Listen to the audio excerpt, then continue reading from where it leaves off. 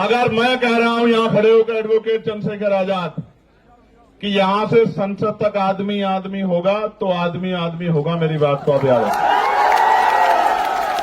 कुर्सी तो है, धर्मेंद्र प्रधान जी को मैं कहना चाहता हूं, सुनो भाई, कुर्सी तो है, आपका जनाजा थोड़ा ही है।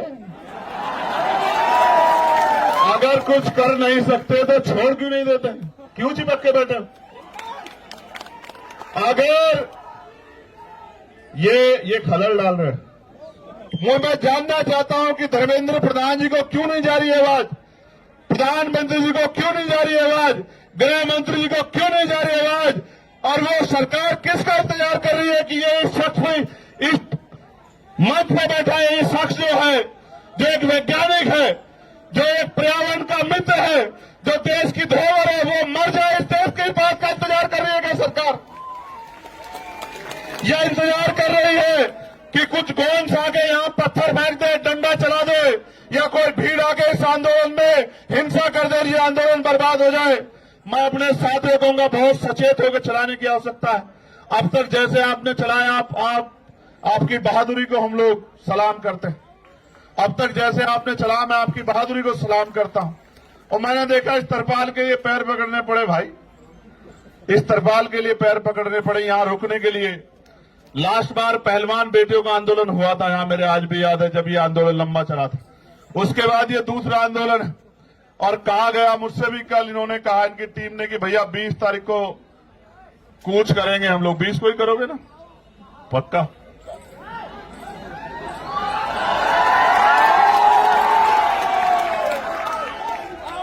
तो लिखो, नोट करो कि 20 तारीख को कूच करेंगे, मेरी बात को आप याद रखें।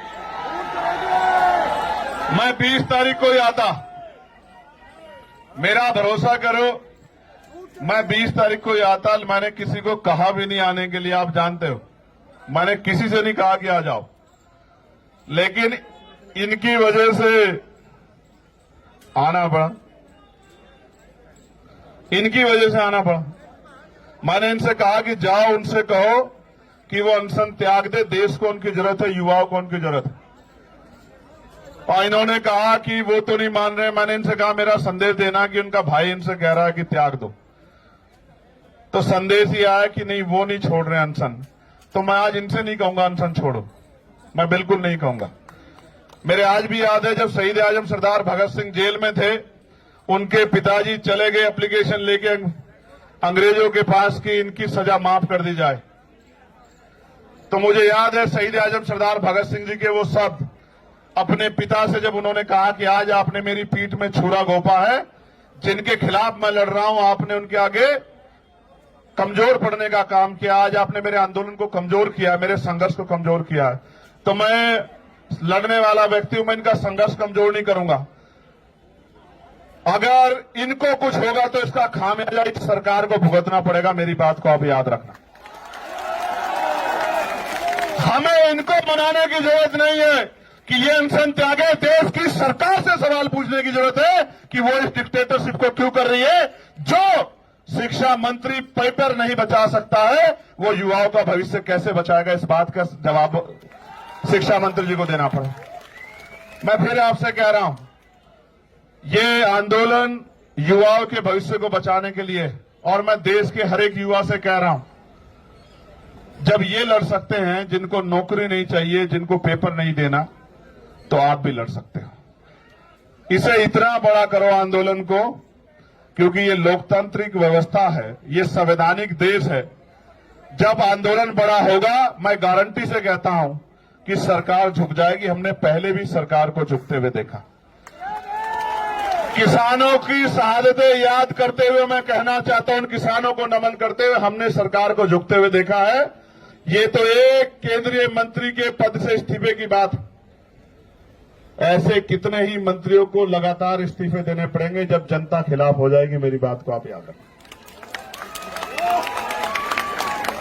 कुर्सी तो है, धर्मेंद्र प्रधान जी को मैं कहना चाहता हूं, सुनो भाई, कुर्सी तो है, आपका जनाजा थोड़ा ही है। अगर कुछ कर नहीं सकते तो छोड़ क्यों नहीं देते, क्यों चिपक के बैठे? अगर ये खलल डाल रहे,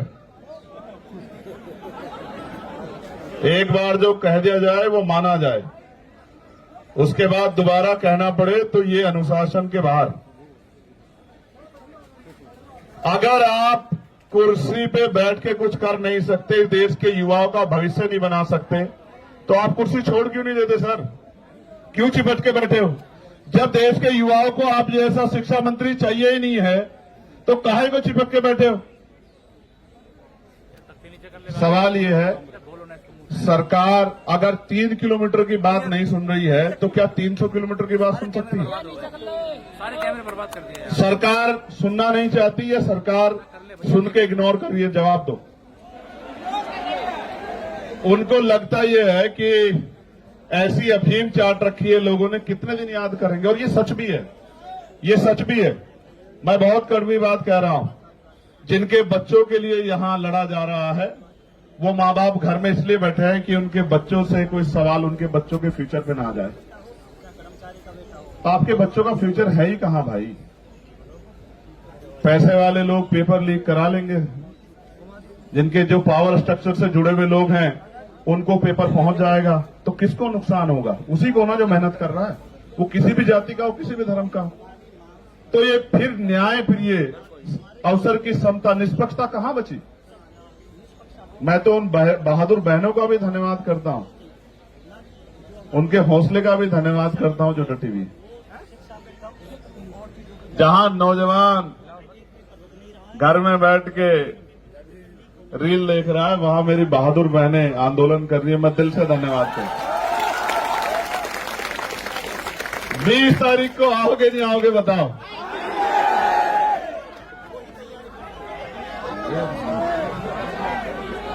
देखो, एक चीज जानो, मैं इस आंदोलन पे कोई सवाल ना खड़ा हो। मेरी नैतिकता ये कहती है किसी वजह से इस आंदोलन पे कोई सवाल ना खड़ा हो। जब मैं वहां आया ना तो अपनी पार्टी, अपने तमाम मन की इच्छाओं को मैं वहां रख के आया।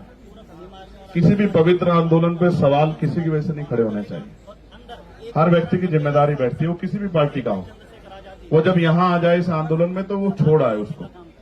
वो इसलिए आए क्योंकि उनसे पहले लोग लड़ रहे। जो काम हमें करना चाहिए था वो काम ये टीम कर रही। ये हमारी जिम्मेदारी थी।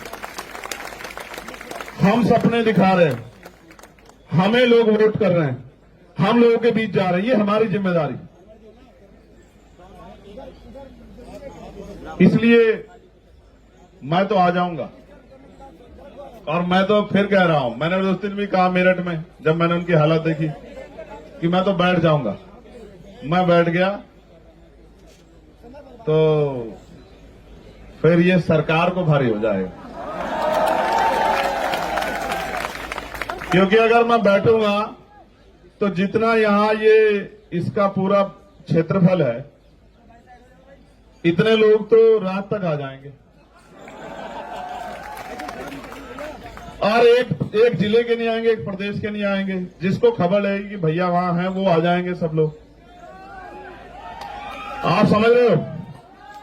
लेकिन ये आंदोलन पीसफुली चलता रहे। मैं इस आंदोलन पे कोई उंगली ना उठे इसलिए मैं चाहता हूं। ये तो वैसे भी फंडेड लोग हैं। कहां से फंड आया आपको? पाकिस्तान से जोर शोर से आ चुका है, पाकिस्तान से आ चुका है। कहां से? हर जगह से आ चुका है। पीएम वो भी आ जाएगा। देखो सुनो, ये पाकिस्तान लवर है पहला, फिर ये जॉर्ज सोरोस से इनको फंड्स आ रहे हैं, फिर ये सीआईए के एजेंट से इनको कुछ बात वहां से वो चल रहा है। अभी और रहेगा, पहले वो हिंदू मुसलमान जैसे वो भी यहां करके देख चुके ये लोग, धर्म विरोधी सब कुछ करके। लेकिन सवाल ये है, ये लड़ किसके लिए रहे? इनमें से कौन सा ऐसा है जिसका पेपर लीक हुआ है? क्या जरूरत है इनको आने की? क्या जरूरत है इनको खड़े होने की? इनके घर वालों को डर नहीं लगता क्या उनकी जान कीमती नहीं है क्या? क्या वो आपके लिए लड़ते लड़ते शहीद हो जाए तो भी ना आप जागो? आपको याद है सरदार भगत सिंह क्यों फांसी का फंदा चूमना चाहते थे?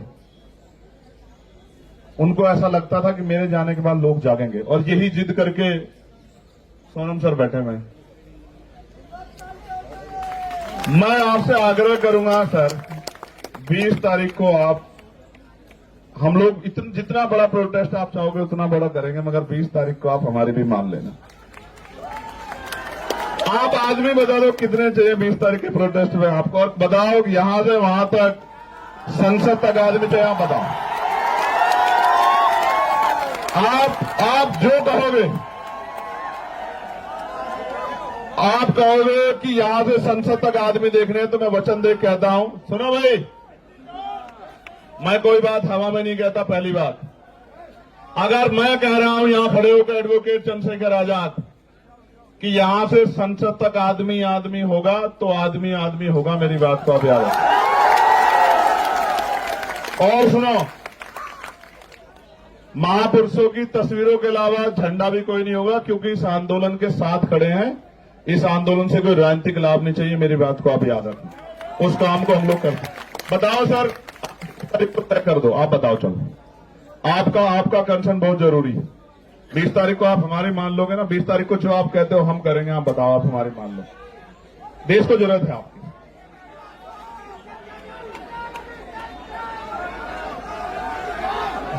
आप 20 तारीख को हम कर रहे,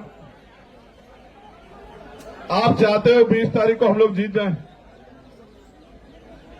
आप बताओ पहले, मैं क्या चाहता हूं? मैं चाहता हूं ना, हमें हमारा जो है मजबूत पिलर भी हमारे साथ रहे, खड़े रहे, डटे रहे।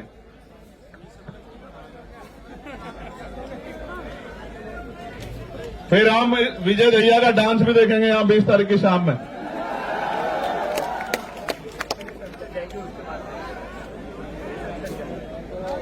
अगर हमारा प्रोटेस्ट सफल हो गया तो फिर आप शाम में हमारी बात मान लोगे? पक्का? ये डांस दिखाएगा शाम में, विजय डांस करके दिखाएगा शाम में। विजय आपका नाम? देखो, 20 तारीख को प्रोटेस्ट होगा तो प्रोटेस्ट होगा, और ऐसा प्रोटेस्ट होगा कि पिछले 10, 12, 15 साल में तो ऐसा प्रोटेस्ट दिल्ली में नहीं हुआ होगा। कारण क्या है? कारण क्या है? ये जिनके लिए लड़ रहे ना, उनको भी नहीं पता कि ये उनके लिए लड़ रहे हैं। यहां तो मीडिया बहुत कुछ तय कर देता है। वो सुई के बराबर इस आंदोलन में इनके मन का खोट ढूंढ रहे हैं। वो ये चाहते हैं एक इतना सा इनके खिलाफ कुछ मिले जिसको वो बता सके कि ये आंदोलन एंटी नेशनल है, ये भारतीय संवैधानिक व्यवस्था को डिस्टर्ब करने के लिए किया जा रहा है। मैं यहीं पल पड़ा हूं, यहीं संघर्ष किया। मैंने जेएनयू के बच्चों पर चलती लाठियां भी देखी, मैंने डीयू के बच्चों पर चलती लाठियां भी देखी, मैंने यहां एनआरसी से लेकर तमाम आंदोलन देखे, और मैंने खुद बताया ना, मैं निर्दोष होते हुए 16 महीने जेल में रहा। जब मुझे बेल मिली तो मेरे ऊपर एनएसए लगा दी रात को 2:30 बजे। हम भरोसा करते हैं लोकतांत्रिक व्यवस्था में, संवैधानिक व्यवस्था में, अपने जो गवर्नमेंट के इंस्टीट्यूशन है उनमें भरोसा करते हैं। हमें लगता है अगर कोई नहीं सुनेगा तो कोर्ट सुनेगी, तो जब कोर्ट से बेल मिलती है तो फिर एनएसए लग जाता है। कहां जाएंगे हम लोग? हम यही आंदोलन कर सकते हैं। और जिनको लगता है आंदोलन से कुछ नहीं होता, मैं आपको फिर कह रहा हूं, 2 दिन पहले हम लोग मिले थे, मैंने इनसे कहा था कि आप मानो मेरी बात को कि बहुत कुछ होगा, बहुत कुछ होगा, बस आप डटे रहो। और मैंने इनसे कहा कि 20 तारीख तक डटे रहना। मैं प्रार्थना करता हूं महापुरुषों से, कुदरत से, प्रकृति से, कि वो 20 तारीख तक इस आंदोलन को और मजबूत करे, स्वस्थ रखें, क्योंकि 21 तारीख की सुबह बहुत सुनहरी होगी भारत में, मेरी बात को आप याद रखें। और मैं इस मंच से कहना चाहता हूं कि जो घर है, चुप है, सो रहा है, या जानबूझ के सोने की एक्टिंग कर रहा है, एक बहुत बड़े चिंतक ने कहा है कि कुछ लोग सिर्फ इस वजह से नहीं लड़े कि कहीं वो मर ना जाए, लेकिन सच ये है कि एक दिन मरना सबको, चाहे लड़कर मरो और चाहे डर कर मरो, चाहे मुकाबला करके सामना करो, चाहे हार मान के बैठ जाओ, और मान लो तो हार और ठान लो तो जीत। और सिर्फ सांसों का रुकना मौत नहीं होती, जिनका जमीर मर जाता है वो भी मर जाते हैं। ये जिंदा लोगों का मंच है, मैं इनको बधाई देता हूं। हम और हमारी पूरी टीम आपके साथ खड़ी है। जो यहां से मुझे आज सुनेगा, मैं निमंत्रण नहीं भेजूंगा, ना मैं फेसबुक के जरिए आपसे अपील करूंगा। 20 तारीख को मैं यहां मिलूंगा, पार्लियामेंट चलेगी। मैंने भी कोई कमिटमेंट किया। मैं टेरे जा रहा था तो पुलिस के भाइयों ने मेरा बड़ा सम्मान किया, मेरी शर्ट फाड़ दी। तो मैंने वादा किया था कि 20 तारीख को मैं उस फटी शर्ट को पहन के देश की पार्लियामेंट में जाऊंगा, बताने के लिए। ये बताने के लिए नहीं कि मुझे लाठी लगी है या मेरी शर्ट फाड़ दी गई है। जब हम संघर्ष करने जाएंगे तो मिठाई तो नहीं मिलेगी, लेकिन ये बताने जाऊंगा कि सत्ता कितनी तानाशाह हो गई है।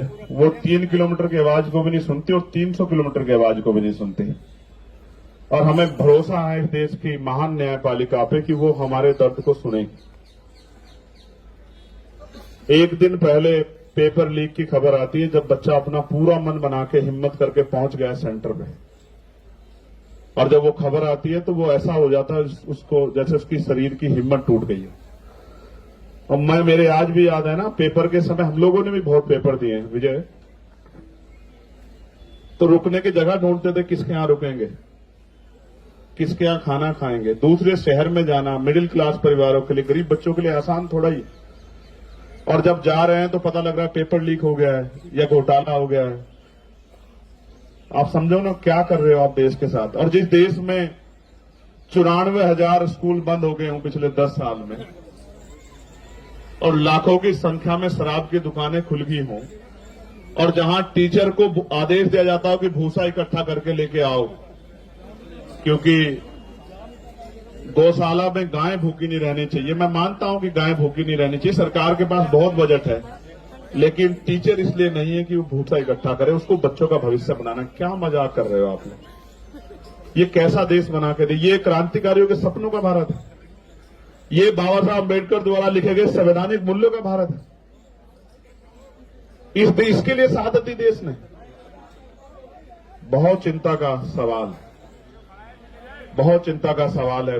मैं बड़ी पीड़ा के साथ कहना चाहता हूं, 20 तारीख का आंदोलन हम लोग खुशी से नहीं, नौजवानों के भविष्य को बचाने के लिए करेंगे। और मैं ये भी आपसे वादा करता हूं, मैं कोशिश करूंगा, 24-25 में मेरे कार्यक्रम लगे हैं मुझे अपने आंदोलन को भी आगे बढ़ाने के, लेकिन 20 तारीख के बाद हर रात मेरी यहीं कटेगी। मैं आपको इस बात का विश्वास है। और ये उन लोगों के लिए संदेश है मेरा जिनको लगता है कि आंदोलन में कम लोग आते हैं, आंदोलन छोटा है, आंदोलन तो बस सिर्फ नाम का हो रहा है। तो 20 तारीख के बाद, 20 तारीख तो आपकी, 21 तारीख हमारी। ये आंदोलन सबका है, बस इनको बधाई जिन्होंने शुरू किया है, क्योंकि यहां आके 5 बजे तो बहुत सारे लोग जाते हैं, लेकिन आपने एक लाइन और खींची है और मेरी ये बात को बहुत लोग याद रखेंगे। ये आंदोलन तो अपनी कीमत वसूल के, कीमत का मतलब जो तय किया है, जो लक्ष्य तय किए उनको लेके उठेगा। लेकिन इस आंदोलन के बाद इस देश में बहुत आंदोलन होंगे जहां जंतर मंतर सुना नहीं रहेगा। मेरी बात को आप याद रखें, चाहे वो कर्मचारियों के हों, नौजवानों के हों, किसानों के हों, क्योंकि आदिवासियों के हों, दलितों के हों, पिछड़ों के हों, देश के किसी व्यक्ति के हों, महिलाओं के, जंतर मंतर सुना नहीं रहेगा। क्योंकि आपने एक लाइन खींची है, 5 बजे की लाइन को आपने क्रॉस किया है। जब आपने क्रॉस कर दिया तो बहुत लोगों के रास्ते खोले। मैं आपका धन्यवाद करता हूं बहुत बहुत। कोई और बात जो बाकी? कुणाल के लिए कुछ कहना है? किसी को रोस्ट करना है? कहां अहमदाबाद जाओगे? कहां जाओ?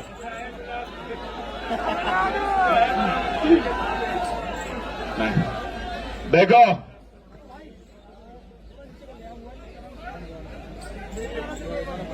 रिश्त तो है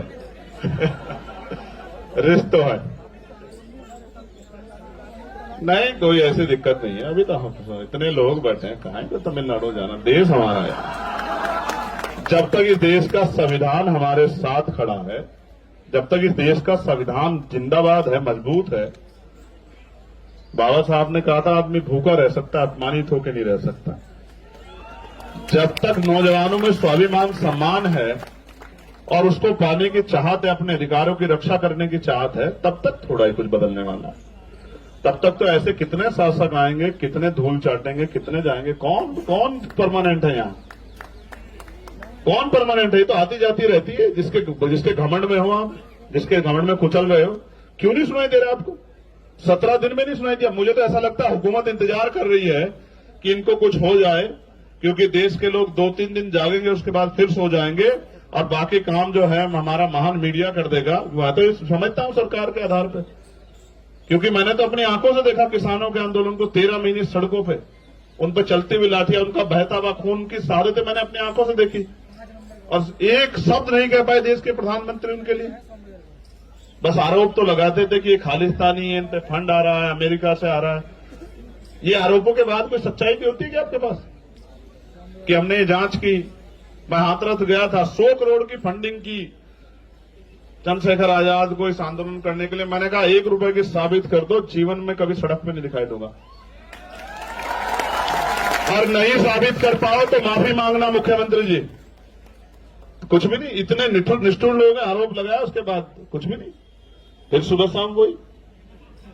इसलिए आपसे कह रहा हूं, इस आंदोलन पे भरोसा करो, इस आंदोलन को ताकत दो, आके जुटो, काम से आओ फिर आओ, लेकिन इस आंदोलन में हिम्मत दो कि जो लोग लड़ रहे हैं उनकी हिम्मत कम ना हो। मैं आप सबका बहुत बहुत धन्यवाद करता हूं। मेरी बहुत सारी मंगल कामना, ये आंदोलन कामयाब हो। जय भीम, जय भारत, जय संविधान। आप सबके लिए बहुत बहुत मंगल कामना और प्रार्थनाएं भी कि इसकी अपेक्षा आंदोलन के उसके लक्ष्य वो पूरे हों। बहुत बहुत धन्यवाद।